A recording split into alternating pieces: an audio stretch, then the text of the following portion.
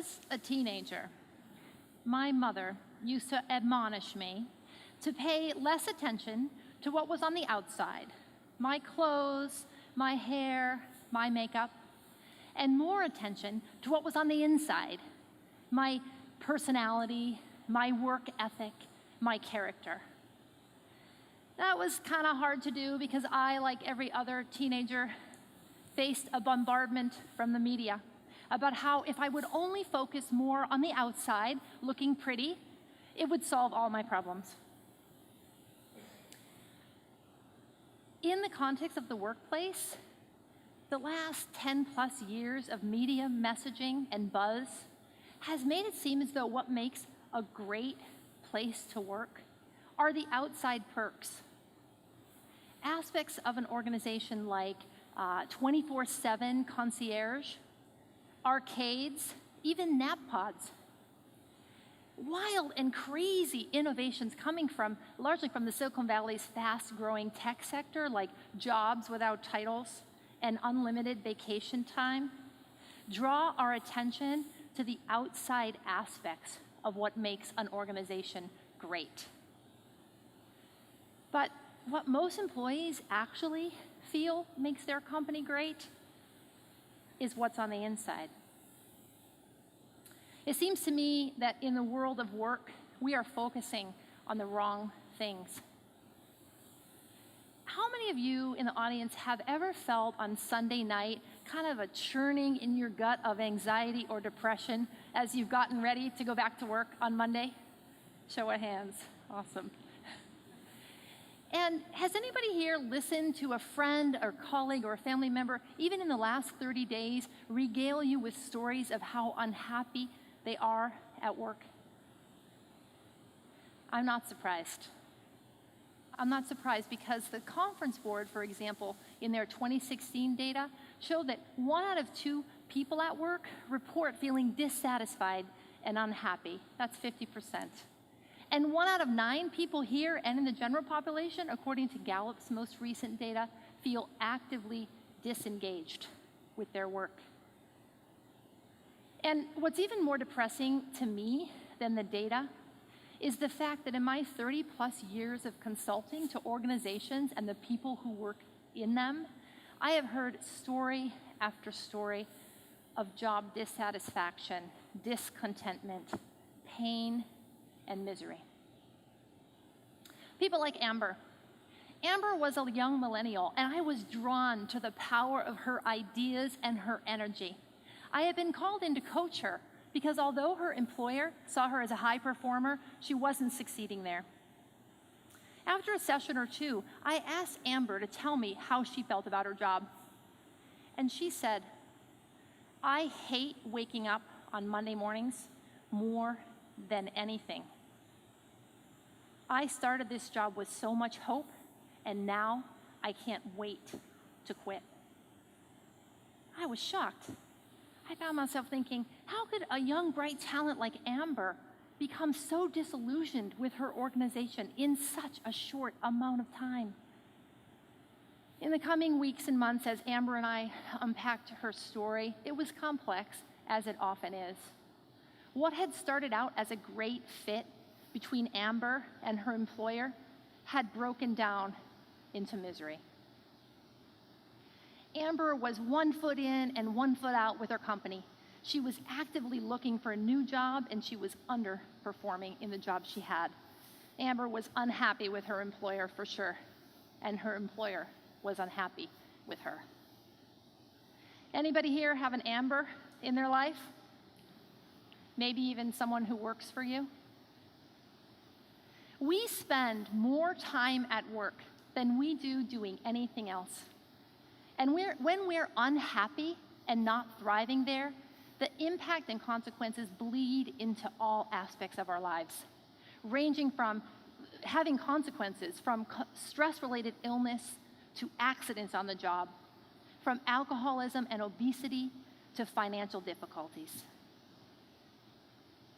I got my graduate degree in organizational development, which is the study of people in systems, in 1989, a long time ago.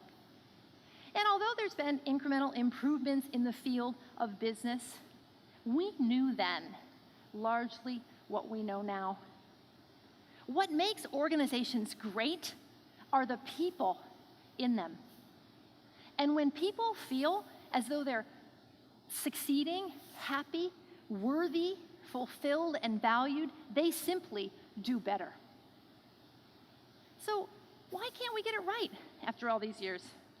And what is the secret formula to creating workplaces that actually support and encourage human life? The answer, it seems, is right beneath our noses. Despite how infinitely interesting and complex we human beings are, our research suggests that what it takes to make an organization bring out the best in people is neither complicated nor expensive. It lives on the inside of the organization, and it's evident by how the leaders there lead and how people work together with one another. Today, we're going to look at 4 essential elements: connection, purpose, a life that works, and safety. Let's start with connection. TED notable and a mentor of mine, Dr. Brene Brown, says we are hardwired as human beings for connection to other human beings. And how this plays out at work is through our interaction with our colleagues, the team we work with, our peers, and our boss. I don't want to get too touchy-feely, but this is about belonging. And yes, love. When we feel connected to other human beings at work, it activates the best we have to offer. We can have hard conversations. We can tell the truth. We can innovate. We can be creative. And companies that have a culture where there's a strong connection between people do so because of specific effort. I can think of a large financial services firm that we worked with one time who made it a practice that in the first 90 days of every new manager's hire, they were asked to focus on one thing: building relationships with the people who worked for and with them. They were given time to create meaningful connection. When companies like that make that investment, it activates all kinds of wonderful dynamics between human beings. Fueling conscious connection brings out our best, our truth-telling, our conflict management, our leadership, our energy, our enthusiasm, our passion, our ideas, and our love of work for the sake of work. When asked, most people, when they have left a job, tell a tale of frayed partnership and broken trust. We can do better. Let's look at the second element: purpose. Now, I get it. Going to work every day is not just a pleasure stroll. But let's face it, the daily grind becomes infinitely more tolerable when we feel as though what we do matters. In fact, most human beings, from the front line to the C-suite, when given the chance to make a difference to someone or something, they jump in with both feet. Meaning is intricately connected to our sense of humanity. And mattering doesn't have to do with just working with a company that has a really strong social mission. I remember the deep satisfaction I got a long time ago when my boss, Pedro, spoke to me about the order in which I should use chemicals to clean the bathroom. I was a janitor at a large acute care hospital in Boston, Massachusetts, Emerson Hospital, and Pedro sat me down one day and said, "All right, we need to talk." He told me the story of how a few years prior to my arriving, a woman had come in for routine surgery on her leg. She contracted an infection while she was there, and she died. That infection was largely caused by shoddy cleaning techniques. Whammo. Blinding newsflash to my 18-year-old brain. What I did mattered. Pedro went on to explain to me that the order in which we use the chemicals to sanitize the rooms made a difference to eliminating the bacteria that could invade a patient in a hospital. When we feel deep in our gut that what we do matters, we will do almost anything. Let's talk next about safety. Safety was one of Abraham Maslow's human needs that he identified on his hierarchy of needs that he researched and spoke about in the 1950s. In the context of work, safety has to do both with being free from physiological harm as well as being free from emotional and intellectual harm. When we feel safe, we have the capacity to tackle really hard work with grit and courage. And when we don't feel safe, we live in fear. One organization that we worked with, a biomedical firm, made an investment in safety by emphasizing team cohesion at the front line.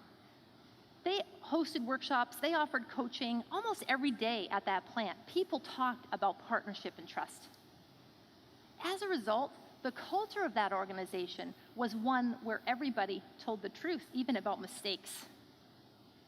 Every employee in that company, including senior leaders, were seen as an ally to the work at hand, not a threat. When we feel safe, we can work at our optimum and at our best. I have heard so many stories of safety violations, huge violations, like sexual harassment and bullying that have caused people emotional pain and even legal action. I've also heard micro examples of safety violations at work that incrementally over time add up to loss, like bad lighting and an absent boss. The fourth element I want to look at is having a life that works. I know, I said that most of us spend most of our time at work, but that does not mean that work is the only thing that matters to us, right? We also want to raise families, to love, to adventure, to learn, to cook, to practice hobbies. For me, a life that works includes things like being the kind of mother I want to be, tending to my elder parent, making apple butter in the fall, running outside, reading fiction, and sometimes on a Sunday morning, I like to linger over the newspaper for hours with my husband. It's essential that our workplaces not suck the life out of us, requiring 24/7 access and obtrusive interruptions to our limited lifetime. Our world faces complex and hairy problems. And many of those problems are going to be solved by organizations and businesses, large and small, all over the world. Those organizations need people working there who bring their best game every day. Those employees will use their creativity, discretion, and judgment to get the job done. I propose that in addition to measuring company performance on profit, we consider measuring company performance on the extent to which they foster human well-being. Think of it as an index for human well-being. And this index would measure a company's ability to use those four elements: connection, purpose, safety, and a life that works, to activate their essential human capability. We have standards such as ISO and others globally that allow us to measure company efficiency and quality. It's time we gave a way for companies to measure and benchmark against one another their actual capacity to support and encourage human life. Thank you.